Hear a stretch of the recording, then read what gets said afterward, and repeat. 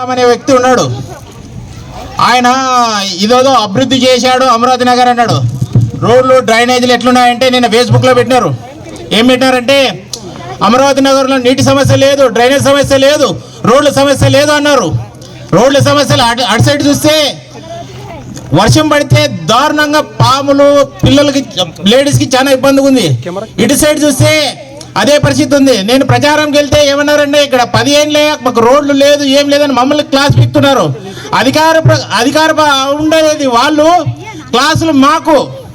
అయితే ఇక్కడ ఏం అభివృద్ధి జరగలేదు సార్. ఇక్కడ మాకు శ్మశానం అంటే చాలా దూరం ఉంది సార్.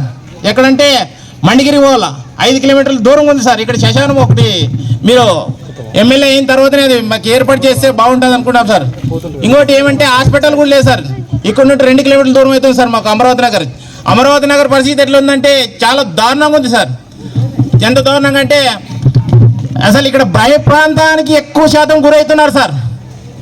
భయ ప్రాంతానికి ఎక్కువ గురవుతున్నారు. ఎందుకంటే ఓట్లు మావి, వాళ్ళకు భయపడి మేము ఓట్లు వేయించుకునే పరిస్థితి వచ్చింది సార్ వాళ్ళకు.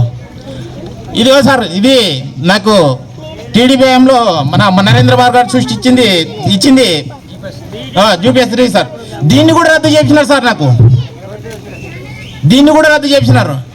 ఇట్లాంటివి కూడా చేస్తున్నారంటే వీళ్ళు ఎంత లుచ్చావాలో మీరే అర్థం చేసుకోండి. ఎంత లుచ్చావాలో మీరు అర్థం చేసుకోండి. ఇది నా ఆవేదన. నేను మైక్లో మాట్లాడుతున్నానంటే నాలాంటి వాళ్ళకే అన్యాయం చేశారంటే ఆ మాటలు మాట్లాడలేని వాళ్ళకి ఇంకెంత అన్యాయం చేసి ఉంటారు. మీరు గుర్తించుకొని ఎవరికి ఓటేయాలో మీరు నిర్ణయించుకోవాలని చెప్తున్నాను. ఏమంటే అన్నగారికి టైం లేదు కాబట్టి నేను సెలవు తీసుకుంటున్నాను. నన్ను క్షమించండి ఎవరైనా తప్పుగా మాట్లాడితే. అలాంటి మహమ్మద్ అన్నగారు ఇక్కడ ఎంత సేవ చేశారో మాకు తెలుసు. అన్నగారు సేవ చేసినంత ఆయన ₹1 సంపాదించుకోలేదు. ప్రజలకే సేవ చేశాడు తప్ప అమరావతి నగర్లో ఏ ఒక్కరిని ₹1 ఆశించలేదు. ఎందుకంటే ప్రతి ఇంటికి వెళ్ళి నీ అన్న తమ్ముడు, నీ బామారిని, నీ అన్నని, నీ చెల్లిని అందరిని ఆపాయతగా పిలిచాడు కాబట్టి ఆయన నేను ఆదరిస్తున్నాను. ఆయన కోసమే నేను ఈ మైక్ పట్టుకోవడం జరిగింది. ఆయన మీద వాళ్ళ తమ్ముళ్ళ మీద కూడా దాడి చేయించారు. ఎందుకు చేయించారంటే వాళ్ళని లొంగ తీసుకుంటే ఆ పార్టీలోకి వస్తారని ఎంతో ప్రయత్నించారు. కానీ వాళ్ళు సింహం లాంటి వాళ్ళు, వాళ్ళకి లొంగరు. ఇది మీరు గుర్తించుకోండి. క్షమించండి ఎవరన్నా తప్పుగా మాట్లాడితే. నా పేరు నరసింహ, నేను ఎంఆర్పిఎస్ నాయకుడు.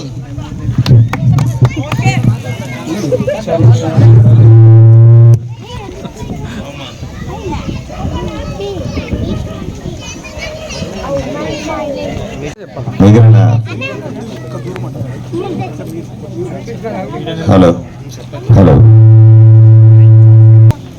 వేదిక మీద ఉన్నటువంటి మహమ్మద్ అన్న గారికి, అలాగే అమరావతి నగర్ సంబంధించినటువంటి అక్క చెల్లెలకి, అన్నదమ్ములకి, భాయి బహనం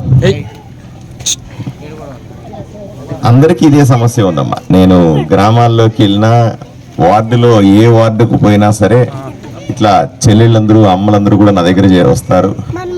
మరుగుదొడ్లు లేవంటారు, పట్టాలు లేవంటారు, ఇల్లు లేవంటారు, డ్రైనేజీ ప్రాబ్లం ఉందంటారు. వాళ్ళ భవిష్యత్తు ఏమి తెలియదు, ఏం చేస్తాను. అన్నింటికీ కూడా మళ్ళీ రాజకీయ నాయకులు కారణం అంటారు. ఎన్నిసార్లు మనం ఓట్లు వేసినా సరే ఇదే పరిస్థితి అని మీ బాధ. అందువల్లే పేదవాళ్ళు మరింత పేదవాళ్ళు అయిపోతా ఉన్నారు. ఈ యదవలు ఎవరైతే ఉన్నారో, ఎరిసామి లాంటి కబ్జాదారులు బాగా డబ్బు సంపాదించారు. ఊరి ఎర్రిసామికి చెప్పాలి నేను సీరియస్గానే. ఊరే ఎర్రిసామి, నీకు అధికారం ఉందని కదా కళ్ళు నెత్తుకొచ్చినాయి. ఎమ్మెల్యే నీ పక్కన ఉన్నాడు కదా అని కూవెక్కింది నీకు. పోలీసులతో కేసులు పెట్టిస్తావా? నా తమ్ముళ్ళ మీద, అన్నల మీద నువ్వు దౌర్జన్యం చేయిస్తావా? అమ్మ అక్కలకు సంబంధించినటువంటి స్థలాలు కబ్జా చేస్తావా? ఏం పోయే కాలం వచ్చిందిరా నీకు? నేను మీ అందరి తర్వాత చెప్తున్నా అమ్మ, ఈ ఎర్రిసాముడికి చెప్పాలా, ఎర్రిసామి ఇంకా 2 రోజులు నీ ఎర్రి తగ్గించే పని నేను చేస్తా. అమ్మ అక్కలు అందరూ సిద్ధంగా ఉన్నారు. ఈరోజు అందరూ కూడా చీచీ కొడతా ఉన్నారు. నాకు రాగానే నీ పేరు చదువుతా ఉన్నా, నేను ఇక్కడ నువ్వు ఇక్కడి నుంచి వచ్చినానంటా ఉన్నావు. అయిపోయింది, ఇంక 2 రోజులు నువ్వు ఈ పక్క కూడా రావద్దు ఇంక చెప్తా ఉన్నా. ఈ పక్క వస్తే కూడా జనాలు రాళ్ళు తీసి కొట్టేలాగా ఉన్నారు నిన్ను కదా. నిన్ను అట్లాగా ప్రభాకర్ థియేటర్లో తమ్ముడు ఇక్కడ గట్టి గట్టిగా అరుస్తున్నాడు, అక్క గట్టి గట్టిగా అరుస్తా ఉంది. ప్రభాకర్ థియేటర్లో సీట్లు చింపుకునేవాడట నువ్వు. ఈ రోజు టికెట్లు చించుకునేవాడు అంట. ఈ రోజు వీళ్ళందరూ కూడా నీ చెల్లు సీటు చేసేలాగున్నారు, నీ పేపర్ చించేసేలాగున్నారు, నీ బట్టలు చించేలాగున్నారు. నువ్వు ఎరిసామి నువ్వు ఈ పక్క రాకపోవడం మంచిదయ్యా. ఊరికి తన్నులు తింటావు జనాల దగ్గర. నువ్వు ఎందుకు అవసరం అని అయింది, ఏదో అయింది. 5 ఏళ్ళు నువ్వు ఆడింది ఆట. ఒకప్పుడు మళ్ళీ చెప్తా ఉన్నా ఎరిసామి ఒకప్పుడు డాక్టర్ పార్థసారథి లేడు కాబట్టి నువ్వు ఆడింది ఆట, పాడింది పాట. కబ్జాలంటే కబ్జాలు అన్నావు, బెదిరింపులంటే బెదిరింపులు అన్నావు, పోలీస్ కేసులు అంటే పోలీస్ కేస్తున్నాడు. అవునమ్మా, ఈ రోజు డాక్టర్ పార్థసారథి ఇక్కడ ఉన్నాడు, అమరావతిలోనే ఉంటాడు. ఏమ్మా, ఏ కష్టం వచ్చినా ఎర్రిస్వామితో ఏ కష్టం వచ్చినా, ఎర్రిస్వామి ఎవరికన్నా ఫోన్లు ఇచ్చేసినా, ఎవడైనా బెదిరించినా, ఎవడి స్థలం కబ్జా చేసినా, ఎవరికన్నా పెన్షన్ ఇవ్వలేదన్నా, ఎవరికన్నా పట్టా ఇవ్వలేదన్నా, నోటికొచ్చింది మాట్లాడితే నాకు చెప్పండి. మళ్ళీ అమరావతి, మళ్ళీ ప్రభాకర్ థియేటర్ పంపించి చూపించేద్దాం. ఏమంటారన్నా మీరు చెప్పండి. మళ్ళీ ఆడికి పంపించాల్సిందే. ఆడ నుంచి వచ్చినాడో మళ్ళీ ఆడికి పోయి టికెట్లు చింపిస్తే తప్ప మారేలాగలేడు మనిషి. ఏం భయపడకండి. ఒకప్పుడు నేను లేరు కాబట్టి ఆటలు సాగినాయి. ఈ ఒక్కరోజే ప్రచారం లాస్ట్ రోజు. రేపు మీరంతా కూడా అన్ని సర్దుకుంటారు. సోమవారం పొద్దున వెళ్ళి ఒక్కసారి కమలం పువ్వు మీద గుద్దితే ఒక్కసారి ఎర్రిస్వామి ఏంది, సాయి ప్రసాద్ రెడ్డి ఏంది తుక్కులు పడతారు. సోమవారం సాయంకాలానికంతా వాళ్ళ తలరాతను మార్చేస్తామని మీకు అందరికీ నేను హామీ ఇస్తా ఉన్నా. ధైర్యంగా ఉండండి.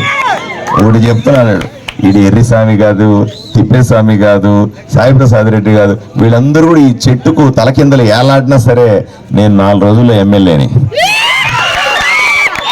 అమ్మా, అక్కలారా మీకు అందరికీ చెప్తా ఉన్నా, తమ్ముళ్ళారా మీకు అందరికీ చెప్తా ఉన్నా, చూడు, మిమ్మల్ని కాపాడుకోవడమే నా ప్రధాన లక్ష్యం. అమ్మా, నేను డబ్బులు సంపాదించుకోవడానికి ఎలక్షన్లకు రాలేదు. డబ్బు సంపాదించుకోవడానికి ఏళ్ళలాగా దరిద్ర పనులు చేయడానికి ఎలక్షన్లోకి రాజకీయాల్లోకి రాలేదు. కేవలం పేదవాళ్ళ కష్టాలు తీర్చడానికి, మీ కన్నీళ్లు తుడచడానికి, మీకు ఇబ్బందులు ఉంటే చెప్పడానికి మాత్రమే నేను వచ్చినాను. కంగారు పడద్దండి. నాకు ఇంకా తమ్ముడు వస్తా ఉంటే కారులో చెప్తా ఉన్నాడు, ఈ ఎమ్మెల్యే ఇంటికి పోతే ఈ ఎరిస్వామి వీళ్ళంతా ఉంటారట, మనమందరూ కూడా చేతులు కట్టుకొని గేటు దగ్గర ఎండలు నిలబడుకోవాలంట. వీడేమన్నా ఊడి నుంచి పైనుంచి ఊడి పడినాడా చెప్పు తల్లి నువ్వు. వీళ్ళు మనుషులు కాదా?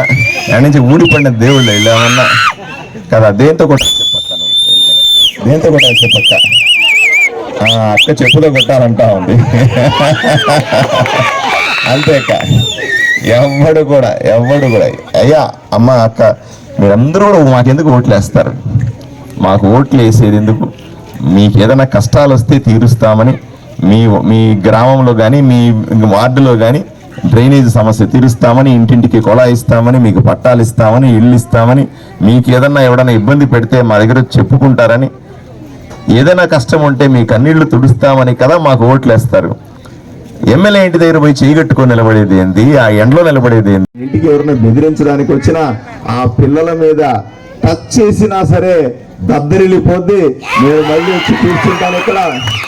ఇదే వార్నింగ్ ఇస్తా ఉన్నా. ఈ బిడ్డలు నా బిడ్డలు, వీళ్ళకేమైనా అయితే నాకైనట్టే. కావాలంటే నా మీద దాడి చేసుకోండి. నీకు చేతనైతే నన్ను బెదిరించు, చేతనైతే నన్ను ఎత్తుకుపో చూద్దాం. అంతేగాని నా బిడ్డల జోలికి వచ్చినా, నా వాళ్ళ జోలికి వచ్చినా సరే మంచిగా ఉండదు. ఒళ్ళు దగ్గర పెట్టుకో ఉండమని ఎరిస్వామికి, సాయి ప్రసాద్ రెడ్డికి చెప్తా ఉన్నా. మీ ఇద్దరి తమ్ముళ్ళు, మీ ఇద్దరికి చెప్తా ఉన్నా. నా పర్సనల్ ఫోన్ నెంబర్ మీరు పెట్టుకొని ఉండండి. మీ వైద్యులు అందరికీ నా పర్సనల్ ఫోన్ నెంబర్ ఇచ్చి ఉండండి. నేను ఎక్కడున్నా, ఎంత బిజీగా ఉన్నా, అర్ధరాత్రి పూటైనా సరే ఎవడన్నా మీకు ఫోన్ చేసినా, ఎవడన్నా రైలు చేసినా, మీ ఇంటి దగ్గరికి మనుషులు వచ్చినా, ఏ మాత్రం చేసినా సరే 5 అంటే 5 నిమిషాల సమయం నాకు ఇవ్వండి. 5 నిమిషాల్లో నేనే వ్యక్తిగతంగా వచ్చి ఇక్కడ నిలబడతా. ఏమవుతుందో తేల్చుకుందాం. వాడు నేను అటు ఇటు ప్రజలను కాపాడుకోవడానికి వచ్చిన, బిడ్డల్ని కాపాడుకోవడానికి వచ్చిన సమస్య లేదు. ఎక్కడా కూడా కాంప్రమైజ్ అయ్యే ప్రశ్నే లేదు. మిమ్మల్ని టచ్ చేయాలంటే నన్ను దాటుకునే రావాలే. ఆ ఒక్క విషయాన్ని గుర్తుపెట్టుకోమని ఈ సాయి ప్రసాద్ రెడ్డికి, ఎర్రిస్వామికి ఇద్దరికి వార్నింగ్ ఇస్తా ఉన్నా. దయచేసి ఒక్కసారి నన్ను ఆశీర్వదించాల్సిందిగా 2 చేతులు ఎత్తి వేడుకుంటూ సెలవు తీసుకుంటానమ్మా. నమస్కారం.